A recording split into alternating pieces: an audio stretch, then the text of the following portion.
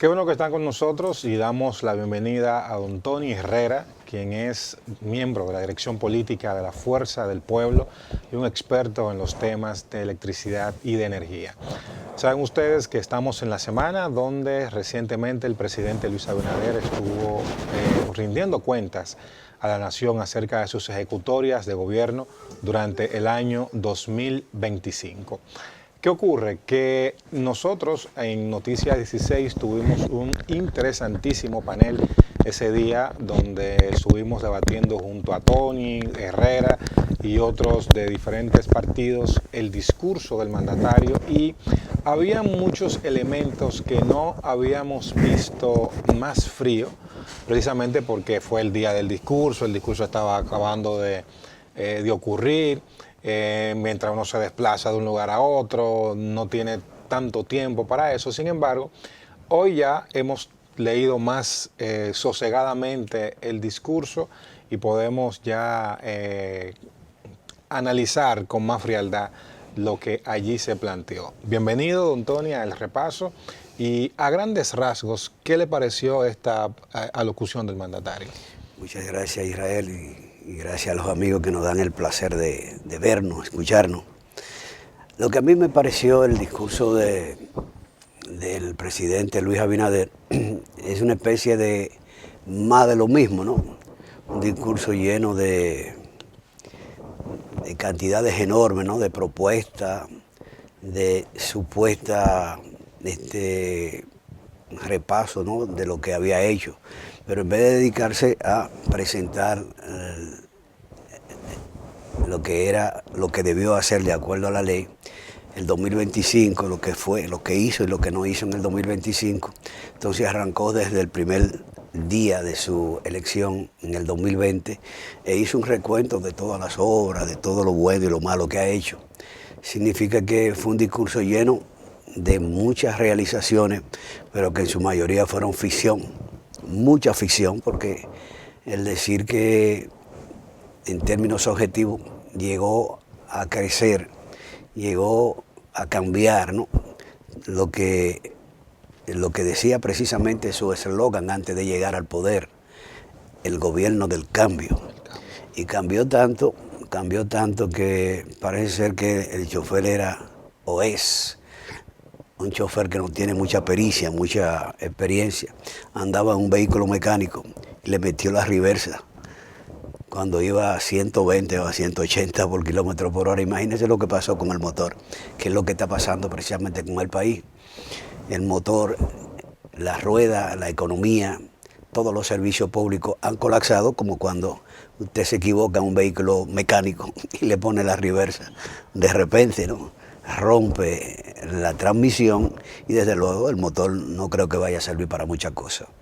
En términos objetivos, ese discurso fue un discurso muy poético, porque el presidente Luis Abinader, óyeme, ha asimilado una especie de actuación, ¿no? Muy brillante. Ahí yo puedo decir que la deficiencia o la falencia que tienen en otros aspectos como gerenciales, ahí la ha sacado con demasía, porque óyeme, es un actor e incluso un locutor, porque todos los anuncios y toda la propaganda que exhibe este desgobierno, como yo le llamo, es él el que lo pone en evidencia, él es el que la discute, él es el que la dice, él es el que le da la propaganda, y él es el que va a los programas, o por lo menos los temas que a él le interesan, él es el que toma el micrófono, pone frente a la cámara y comienza a vender sus bonanzas. Desde el gobierno se dice que lo que usted acaba de exponer es precisamente lo que se espera de un dirigente opositor, y que, bueno, la oposición está precisamente para oponerse, para no encontrar méritos en un discurso o en una ejecutoria de gobierno. ¿Hay algún mérito que desde la oposición se reconozca a la gestión del presidente Abinader, o todo ha sido en retroceso desde su punto de vista? Bueno, Israel, y a los amigos que nos ven y nos escuchan, el problema no es si nosotros vemos algún tipo de beneficio, ¿no? Porque se supone que cuando un partido político con un candidato expone su deseo, ¿no?, de pasar a dirigir los destinos de la nación, lo hace precisamente para conducirlo, que si está en un positivo de 5, lo eleve al 10 positivamente cuando se refiere a lo que sea alcanzar los logros para la sociedad. Entonces, cuando nosotros hacemos un recuento, que él mismo se encarga de ayudarnos a hacerlo en cada una de sus exposiciones, él arranca diciendo que en todo lo que es la zona, ¿no?, del Caribe y la región, en otras palabras, el 2.1 que alcanzó el PIB, ¿no?, cercano precisamente a la meta, ¿no?, del Banco Central, en aquella disposición que se hizo años atrás. Entonces tú ves que en vez de nosotros ser el país que mantenía por 2 o 3 décadas, que subíamos de 5 a 6 constantemente el Producto Interno Bruto, pues entonces él aplaude, hace fiesta y dice que estamos en un punto sumamente especial, porque en la región está en 2.1 la media, ¿no? O sea, y entonces dice que su gobierno, alcanzó una meta prácticamente histórica. Cuando nosotros sabemos que en el mismo año 2025, perdón, países como todos los países del Caribe, ¿no?, perdón, donde nosotros normalmente éramos lo que liderábamos, ¿no?, precisamente esa parte. Entonces ahora en estos momentos vemos que el ejecutor, el director de las cosas del Estado, el presidente Luis Abinader, dice que ha logrado con el 2.1, estando ese 2.1 por debajo de las otras naciones. Entonces yo no entiendo cómo es que él aplaude y hace un festín con esa parte, cuando él sabe que en vez de nosotros estar arriba, como siempre habíamos estado por décadas, entonces ahora vamos por debajo de la media en todos los otros países. Salvador, Panamá, en fin. Sí, siempre estábamos con Panamá arriba. ¿Qué evaluación tiene del espacio que el mandatario le dedicó al tema energético?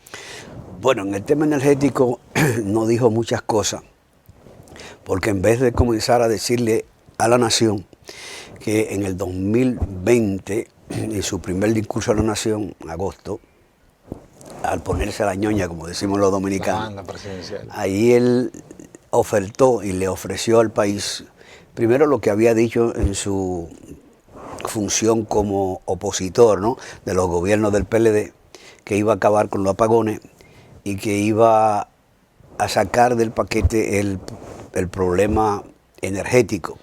Pero viene a ser que es parte del cambio. Encontró un país que en términos objetivos ya las distribuidoras, aunque no estaban en el punto azul de equilibrio, ¿no?, pero por lo menos teníamos que en ese entonces el subsidio que le aportaba el gobierno a las distribuidoras y al sector energético andaba por $600 millones. Pero hoy en día, pasado el 2025 y entrando ya casi en el tercer mes de este año, el subsidio al sector energía, llámese distribuidoras y generadores, anda alrededor de $1.300 millones. Significa que al encontrarlo en 600 y tantos millones de dólares, lo duplicó. Eso significa que en esta circunstancia, nosotros, que tampoco lo dijo él, tenemos mayor cantidad de pérdida en las 3 distribuidoras, cuando el promedio de las 3 distribuidoras anda por 42.9, las pérdidas técnicas y no técnicas, pero peor aún, la distribuidora del Este anda por 50.2. Esa es muy alta, pérdida es extremadamente alta. Alta son los 42 en el extremo en cada caso, porque para que una distribuidora pueda llegar al punto de equilibrio, las pérdidas no deben pasar de un 15%. Sin embargo, incluso la ideal es un 10, un 12. Pero hoy día, repito, las 3 distribuidoras andan con un promedio de 42.9. ¿Por qué se han producido estos blackouts? Noviembre y poco en la misma semana de la rendición de cuentas. Por algo que tampoco el presidente se atrevió a decir, ¿no? Porque, por ejemplo, cuando tuvimos el problema en el Aila, ¿no? Sencillamente dispara una línea de transmisión desde Boca Chica hasta el aeropuerto y dicho disparo se produce porque los mantenimientos que debían dársele a la subestación del Aila y a la misma subestación de Boca Chica, eso brilla por su ausencia, ¿no? Pero no solamente en estas dos subestaciones, no solamente en las líneas, cuando ET, que es la empresa eléctrica de transmisión, debe darle mantenimiento a lo que son todas las líneas de transmisión, y en estos 5 años que tiene el desgobierno de Luis Abinader, lo único que ha pasado es que se han descuidado todos los mantenimientos. Nosotros tenemos una subestación que en vez de darle los mantenimientos debidos a lo que son los mecanismos, ¿no?, de protección que tienen cada una de las subestaciones. Por ejemplo, cuando sale en el primer blackout, se produce el de noviembre, y ellos lo aducen y dicen que fue por un fallo humano. Aceptemos que sea un fallo humano. Bien, sacó 506 megavatios de las energías renovables que estaban en línea. Uno de los defectos que tiene este gobierno, que no entiende que si usted además tiene 2.000 o 3.000 megavatios en línea, usted no puede tener solamente de renovable, no debe tener en línea, ¿no?, ni 10 o el 15% de lo que usted tiene en línea. Eso es por algo normal y algo de protección al propio sistema, porque las renovables indican que en nuestro país queda más que demostrado que el día más claro llueve, dice la gente. Llueve, sí. Entonces, cuando usted tiene, por ejemplo, la fotovoltaica, que depende del sol, usted no tiene el sistema, ¿no?, de guardar la energía en batería, ¿no?, directamente a la línea. Significa de una vez, que cuando a usted se le fue la energía solar, automáticamente sale la energía solar que usted tiene en las plantas generadoras.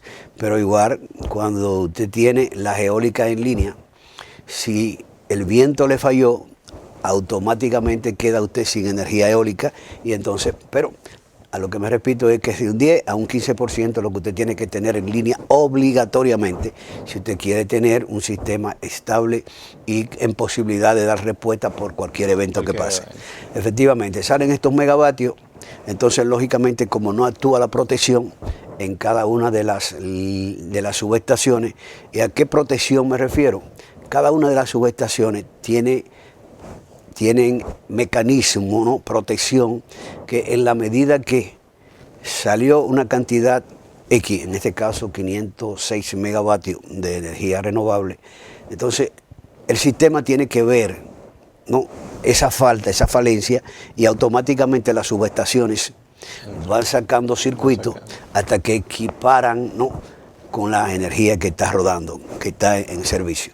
No pasó eso, siguieron en escala las otras subestaciones, lógicamente no dieron la respuesta a los circuitos y los generadores comenzaron a salir. Salió y vino el primer apagón que dice el Estado, dice el desgobierno, que ha descuidado completamente todo lo que es el sistema eléctrico nacional. Dice que fueron 6 horas, pero todos sabemos aquí en el país que fueron más de 9 horas. Eso significa que el país quedó afectado, primero, con la población que no tenía la energía por ese tiempo, que tiene que pagarla porque no cumple con la ley de que cuando usted no me la da, usted tiene que devolverme los recursos. Si me lo cobra. Establecido por la ley. Establecido por la ley 125.01. Pero además de eso, no sabemos, es incontable, todavía nadie sabe ni va a saber nunca cuántas personas dominicanos fallecieron porque estaban en un quirófano, como tenemos también concatenado y enlazado que la deficiencia en los hospitales raya todo lo pensable y objetivo. Asimismo como el mismo apagón produjo que muchos vagones del metro dejaran de funcionar y la gente tuvo que subirse y irse caminando porque ellos no le habían dado el mantenimiento a las plantas de reparto al metro. Entonces, asimismo es una cadena de todo. Y entonces por eso decimos que en energía el presidente, repito, que había ofertado 2.000 megavatios. De los 2.000 megavatios que ofertó en el 2020, solo a la fecha, en el 2025, han logrado instalar 798 megavatios. Pero peor aún, de esos 798 megavatios, de esos tenemos para lamentación del pueblo dominicano, que aprovechando el mismo de gobierno, aprovechando 2 declaraciones de emergencia, entonces tenemos ahí en Fondo Negro Asua, tenemos 3 barcazas. Sí. Esa barcaza que su generación es la más cara, vamos a decir la expresión que yo digo, de la bola del mundo.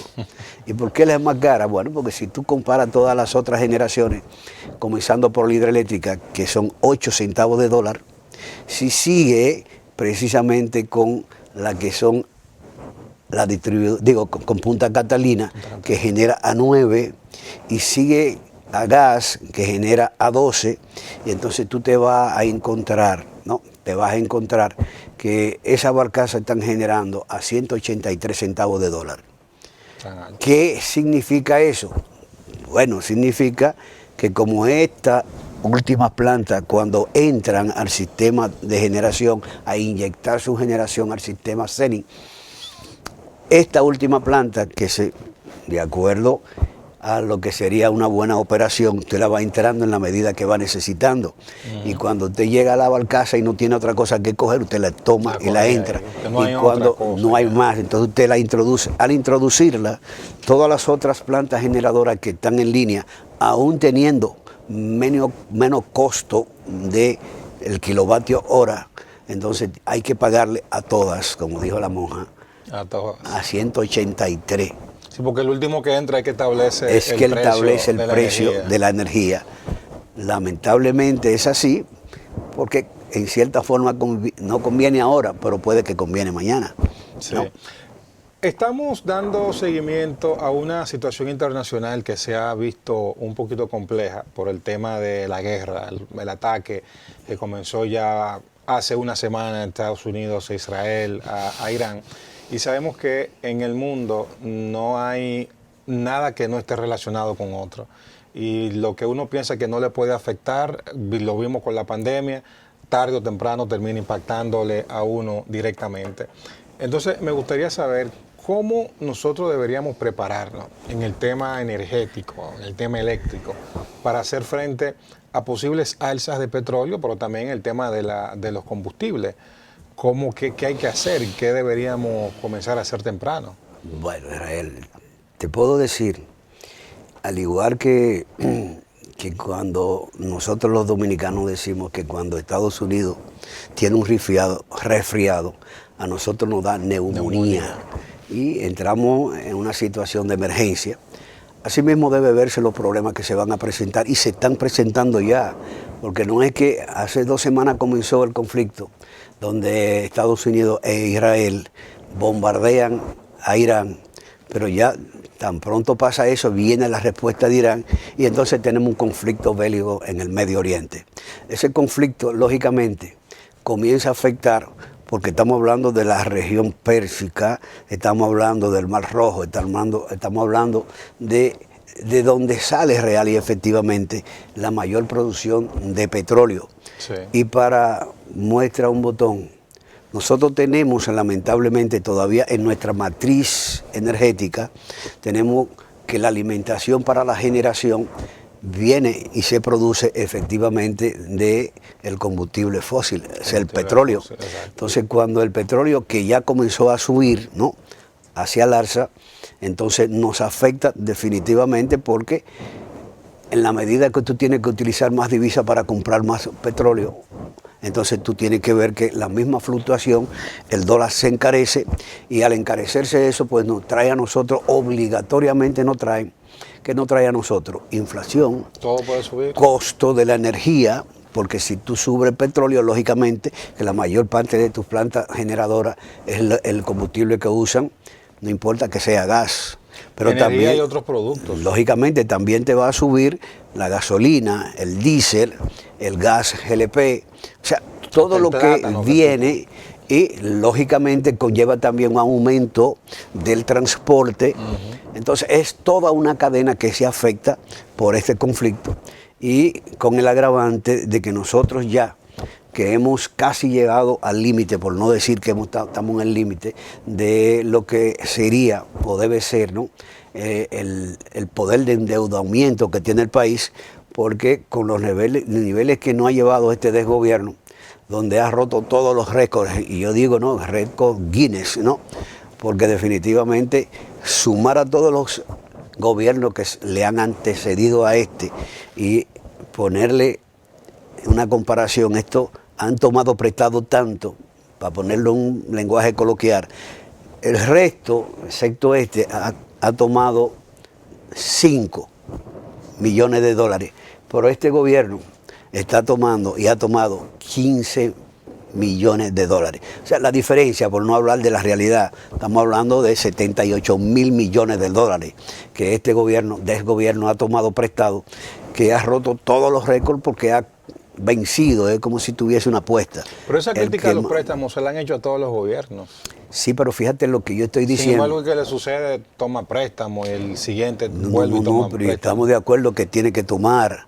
Si tú tomas dinero prestado y tú lo utilizas en lo que debes utilizarlo, es como cuando tú vas a hacer un negocio, tú coges tu capital, que tú lo tienes apuñaleado, como decimos nosotros, ¿no? Entonces tú lo vas a invertir, pero tú no lo vas a invertir, ¿no? En francachela, tú no lo vas a invertir en costos, en presupuesto. O sea, tú tienes que invertirlo en algo que te va a dar una tasa de retorno y que tú vas a conseguir los recursos para poder pagar el préstamo o los intereses de este préstamo y mantener al país siempre en desarrollo. Pero si tú lo que haces es que toma ese dinero y lo que lo coge es para gastos corrientes, para hacer un show mediático y decir que ha acabado y que está acabando con el hambre en el país. ¿Y de qué manera tú acabas con el hambre si tú sencillamente lo que estás aumentando? Yo pienso, ¿no? Y pienso que a cualquier persona que nos está escuchando ahora y nos está viendo, sabe que si yo tengo necesidad de que tú no me des una tarjeta de 1.500 pesos, es porque yo soy un pobre. Yo no tengo la calidad ni la capacidad, ¿no?, de buscar los recursos para yo subsistir. Entonces, si tú has aumentado todo lo que son las ayudas sociales y las has aumentado de una manera terrífica, pero solo que la diferencia es que la has aumentado para beneficiarse políticamente, para comprar las elecciones. Y en el caso precisamente de el escándalo Senasa, que todavía, aunque han hablado de 15.000 millones de dólares, de pesos que se han perdido y que se robaron, pero hay quienes dicen que la verdad estamos hablando de 100.000, no 15.000 como dicen, pero Esta semana anunciaron que viene un Senasa 2.0, vamos a ver qué. Pero oye lo que están diciendo, siguen hablando de que van a hacer que todo el que está sindicado, está encantado en este caso, le van a quitar los recursos y lo van a devolver en el Estado. Bueno, pero yo quiero cárcel para los responsables. Pero que comience con el PRM, porque el mismo Jacín dijo que el gobierno, parte de esos recursos que sacaron o se robaron de Senasa, fueron para las elecciones de Luis Abinader. O sea, entonces que devuelva el PRM los recursos que le dieron de Senasa para que comprar las elecciones. Bueno, entonces yo no estoy entendiendo. Aunque parezca mentira, se nos termina el tiempo. Gracias, Tony Herrera, por habernos acompañado. Esperamos seguir teniendo conversaciones tan interesantes y alimentando el debate político con argumentos, que es lo que la República Dominicana necesita. Y ustedes no se muevan, que todavía queda más de El Repaso.